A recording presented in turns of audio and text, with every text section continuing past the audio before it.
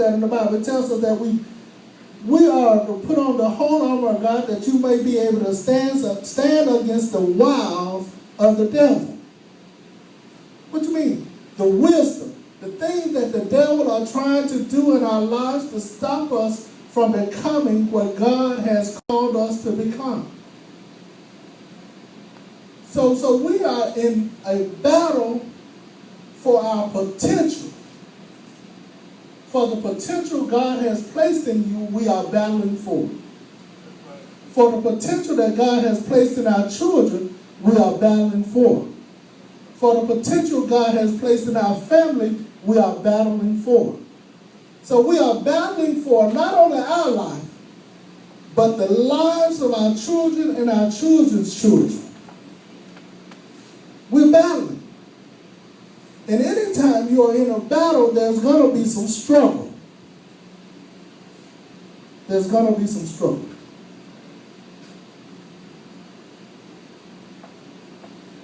But the strength we have is not of our own, but is of God.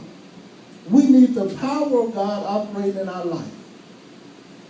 And it tells us that we don't even wrestle against flesh and blood. We don't wrestle against people. We don't let people determine our attitude of our struggle. We don't give people that kind of power over us. We don't wrestle against flesh and blood, but we wrestle against principalities and powers, rulers of darkness, against that of this age, against spiritual hosts of wickedness in heavenly places. We do not wrestle against flesh and blood, but against principalities, against power. Paul does not call believers to enter into a spiritual warfare. He simply announced the fact that we are in the middle of a war. And when you got saved, you was whether you recognize it or not, you are in the middle of a war. When God called you, when you felt the need to be saved, because God had a plan for you. A plan to prosper you. A plan to make you the head and not the tail. A plan to make you above only and not beneath.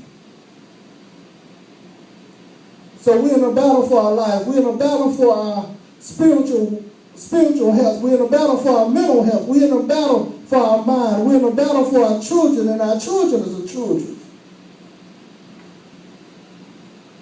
We are in a battle against these principalities, against these powers, against these rulers of darkness of this age, against spiritual hosts of wickedness in heavenly places. We are combating the wiles of the devil. And at the end of the day, the complete battle is about to make you strong. It's about making you stronger. And understanding who you are in Christ Jesus. So we are in a battle. Romans 8:38 tells us that principality cannot keep us from the love of God. So there are limits to the powers of these principalities. There are limits to the power of these principalities that are trying to keep us away from the love of God. But how many know that God has all power? Not some power, but he has all power. That means that God is greater than any principality or any power in your life. But we have to learn how to turn it over to God. We have to learn how to realize our limitation, but realize God's unlimited power. So when we can't trust ourselves, we got to learn how to trust God. Ephesians 1:21 tells us that Jesus is in heaven far above all principalities and power. Galatians tells us that Jesus himself, that God himself even created Satan. Even created these principalities and these powers. And so we have to worship the Creator more than the creature he created. So that really tells us that whatever it is we're going through, God has a purpose for us going through it.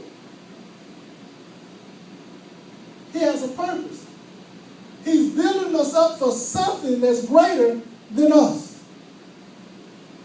I know some Christians tells us that, well, whatever you're going through, just pray about it, but don't do anything.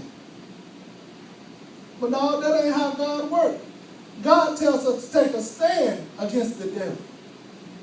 He tells us to take a stand against evil when it comes in, even when it comes in a flood. He tells us, I here lift up a standard.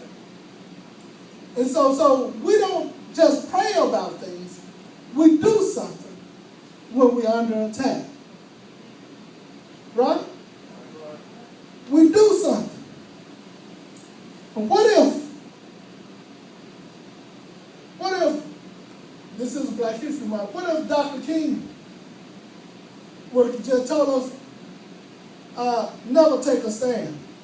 Just keep doing what you're doing.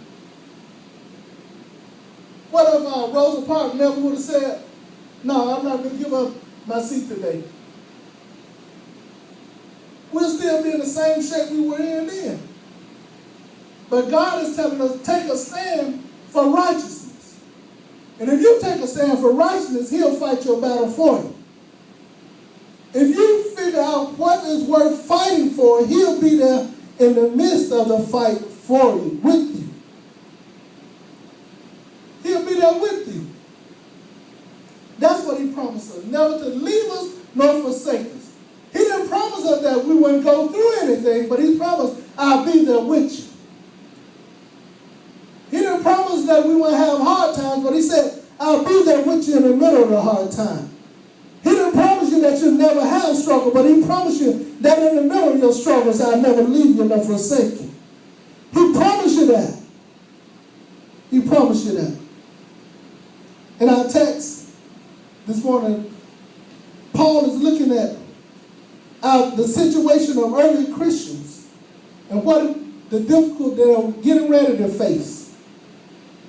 And he said, for your sake, you are counted as sheep. And you are killed all the day long, counted as sheep for the slaughter. You see, he knew they were getting ready to go through something that was going to cost them their life. And he knew that if people were getting ready to slaughter them as sheep, they had to understand that the victory still was going to be theirs. That victory is still going to be yours if you're fighting for the righteousness of God. Now, if you're fighting your own battle, God didn't promise to be with you in the middle of your own battle. But he promised to be there in the middle for his righteousness. Not self-righteousness, but his righteousness. And there's a difference between self-righteousness and the righteousness of God. But he said, nay, in all these things we are more than conquerors through him that loved us. More than a conqueror. We are more than conquerors for him that loved us. More than a conqueror. You are more than a conqueror. What is it that a conqueror does? He conquers. He goes out, he battles, and he conquers. But this text is telling us before the battle even starts, God has already given you the victory. So you can be in the middle of the greatest fight of your life and still have the victory. Why? Because the person you have with you. And if God is for you, he's more than the world against you. God is for you, he's more than any attack of the enemy. But the problem with the way the enemy fights, he fights with our mind. He challenges our mind. He challenges our concept. He challenges our ideology. He challenges the way we think. So there's a constant battle to control the way that you think. Because the enemy want to mess with your mind. The first thing something happened to us, oh Lord, how am I going to make it out of this? And God will say to you, the same way I brought you out of the last thing,